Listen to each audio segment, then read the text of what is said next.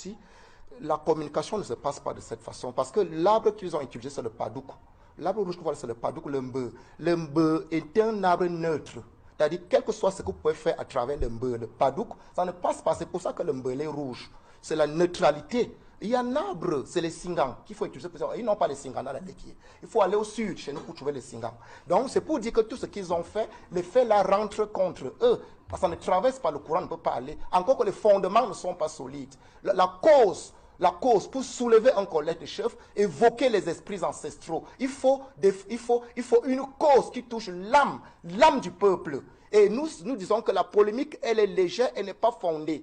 C'est un hommage académique. Le professeur s'adresse à à son vis-à-vis. Alors, se retrouver, emporter le pouvoir traditionnel, l'embarquer dans cette polémique légère, en utilisant des instruments mal conçus, le padouk ne voyage pas. Ils doivent comprendre que le padouk ne voyage pas. C'est les singans qui parlent là-bas. Et ils n'ont pas les singans là-bas. Donc, c'est pour dire que ça rentre contre eux. Et c'est ridicule, c'est la désacralisation des pouvoirs traditionnels dont ils sont dépositaires. C'est une façon même de ridiculiser le pouvoir traditionnel. Je crois que les vrais chefs, les authentiques de la loi qui devraient se lever pour dénoncer ces pratiques-là, que le pouvoir traditionnel n'est pas utilisé à des fins fantaisistes, pour des fantasmes, parce que c'est du fantasme que moi je vois défiler depuis hier dans les réseaux sociaux. Et c'est même tellement une façon de dire de comprendre que c'est les indicateurs d'une société qui a perdu ses repères. Et il est regrettable pour des fantasmes, parce que c'est du fantasme que moi je vois défiler depuis hier dans les réseaux sociaux. Et c'est même tellement une façon de dire de comprendre que c'est les indicateurs d'une société qui a perdu ses repères. Et il est regrettable que la société camerounaise, qui a un ancrage traditionnel important, puisse se retrouver en partie pour cela dans des envolées, dans des errements, comme je l'ai dit.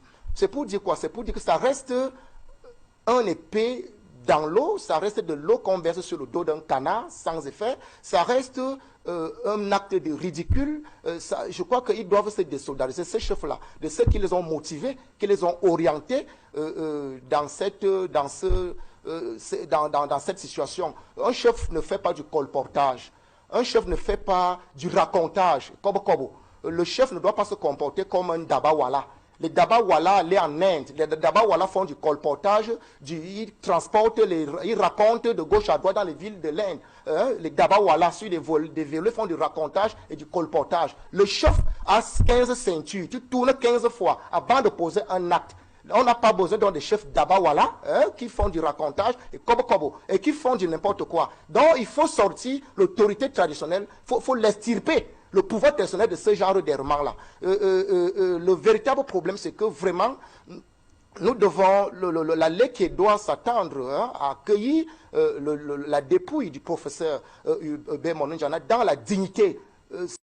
Ils l'ont pas fait. Seulement pour ce que ce monsieur était pour la République, ils auront pu le sauver. Il y en a ici qui, pour un bouton ou pour les maux de tête, prennent l'avion pour aller se faire soigner en Europe. Monsieur Mononjana méritait également ça. Il serait avec nous aujourd'hui et ce débat n'aurait pas lieu. Ce qu'on a vu, je ne sais pas, parce qu'il y a des doutes, il faut qu'on dise que c'était véritablement des chefs traditionnels. Parce qu'en face de cela, non, on va être sérieux. En face de cela, les turiféraires du RDPC nous ont montré des cercueils qu'on aurait mis avec la photo du président de la République dans d'autres pays, des Camerounais qui manifestaient. J'ai dit, mais la base, j'ai dit, mais vous êtes sérieux dans cette comparaison? Donc si des vulgaires délinquants, des vulgaires bandits viennent casser un immeuble ici à Douala, il faudrait qu'un chef traditionnel dise que je vais venger l'immeuble de mon ressortissant qu'on a cassé. Et aller lui-même casser en tant que chef traditionnel? Non. Je crois que j'ai entendu de la bouche même de Mme Marly tout à l'heure une expression que beaucoup ne connaissent pas, c'est la RSE, la responsabilité sociale de l'entreprise. Mais il y a ce qu'on pourrait appeler la RSE.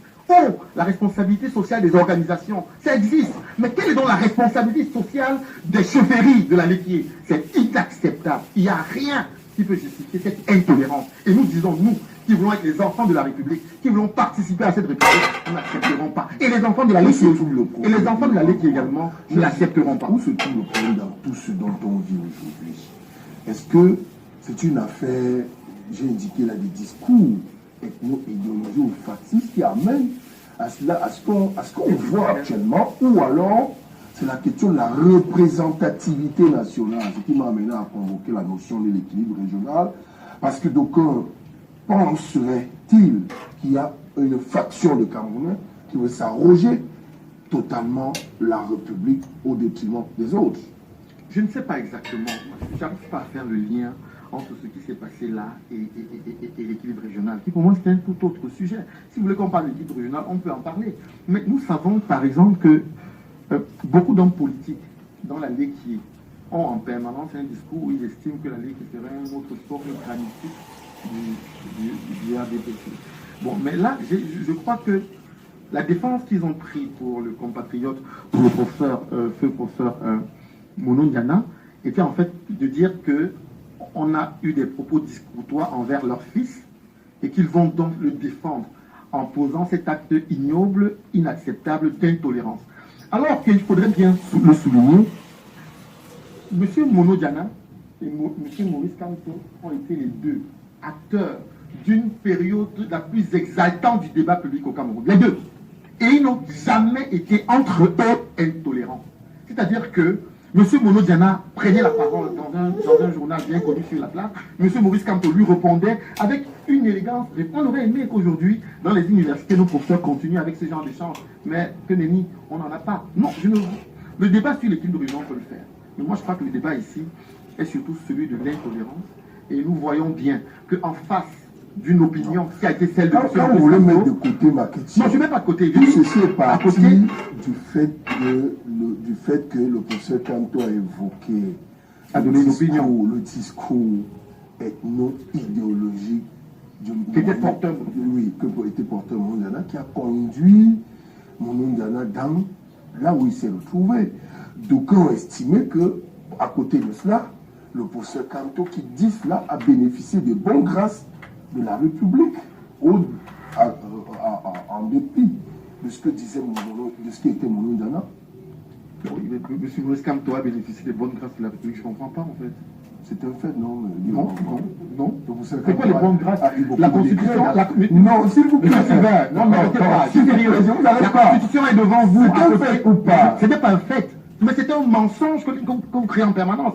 La Constitution est là devant vous, à côté de M. Abel Eline Bédobé. Montrez-moi le mot grâce dans la Constitution. Non, on est citoyen, on a des droits et des devoirs. Mais le mot grâce veut dire quoi? Est-ce que le chef d'État était obligé de nommer le professeur Kamto à tous les coups dont il a... Attendez, vous croyez que la nomination de M. Paul Biya, c'est une grâce? Il est Dieu donc? On n'est pas dans un état religieux. Honorable Malice Douala-Bel, où se trouve le... Alors, avant de se rendre à ce plateau-là, j'ai demandé déjà si ça devrait être facile, étant donné que ces co-discutants étaient des critiques très, très acerbes du MRC. Ils s'attendaient déjà que sur le sujet de la sortie des chefs de la Léquier, ça devait être difficile de tenir le poids face aux critiques de Limbi Lobé et celui de Malice Douala-Bel. Mais je pense que GRK, Guy Laurent Kwam, il s'est battu. Il a essayé d'être à la hauteur et de ne parler que par les faits.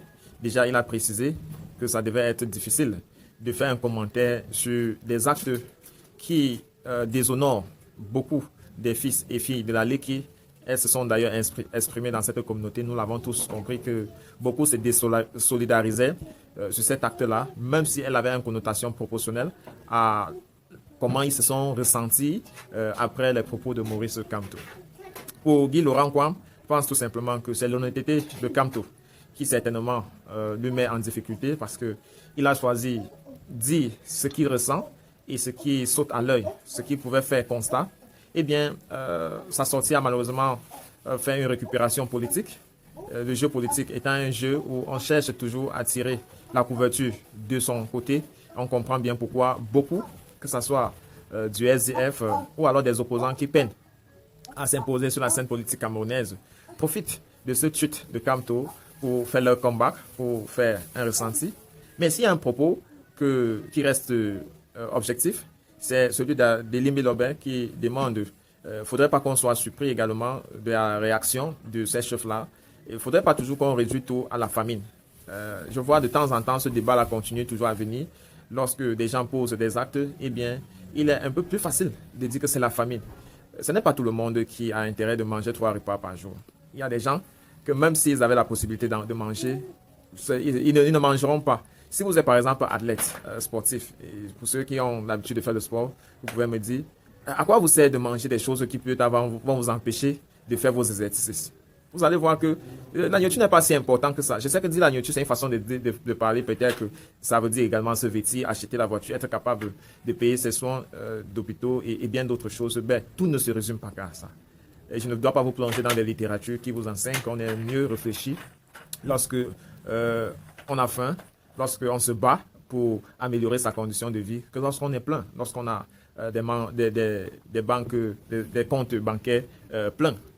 La vie a véritablement un sens pour soi et pour les autres lorsqu'on se lève chaque jour et on réfléchit à agir. Maintenant, le sens de notre agissement, lorsque ça inclut d'autres personnes, c'est où ça a un problème. Par exemple, lorsque le professeur Maurice Kamto faisait ce tweet-là, eh bien, d'après l'idée de Elie Lobet, il n'aurait pas peut-être mesuré jusqu'où les sensibilités pouvaient être heurtées. Tout comme ces chefs-là, lorsqu'ils réagissent, il ne mesure pas jusqu'où les filles et les fils de la Ligue qui peuvent être affectés. Et donc, c'est cette proportion-là qui est négligée et qui, malheureusement, enflamme la tension sur la toile.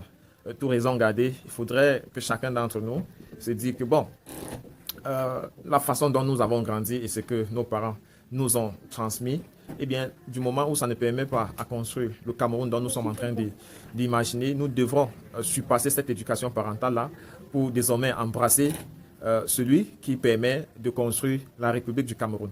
Parce que voyez-vous, ce n'est pas normal que certains continuent à se prévaloir le droit d'être seuls les héritiers de la gouvernance pendant que d'autres sont là tout simplement pour aller faire le champ. Et non, ce n'est pas normal.